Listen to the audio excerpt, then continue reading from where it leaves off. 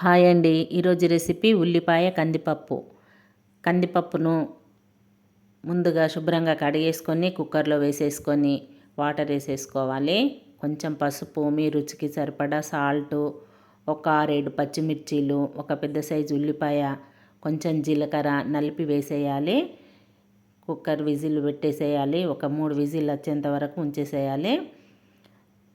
ఈ పప్పును నెయ్యితో తాలింపు వేసుకోవాలి. నెయ్యితో అయితే చాలా బాగుంటుందండి, టేస్టీగా ఉంటుంది. నెయ్యి కరిగినాక పోపు దినుసులు వేసేయాలి. పోపు దినుసులు ఎల్లిపాయ రెబ్బలు, 6-7 ఎల్లిపాయ రెబ్బలు దంచేసి వేయాలి. కరివేపాకు వేసి ఈ పప్పులో పోపు వేసేయాలి. దించే ముందు కొత్తిమీర వేసేసుకోవాలి. పిల్లలు చాలా ఇష్టంగా తింటారండి. సూపర్ టేస్ట్ ఉంటుందండి.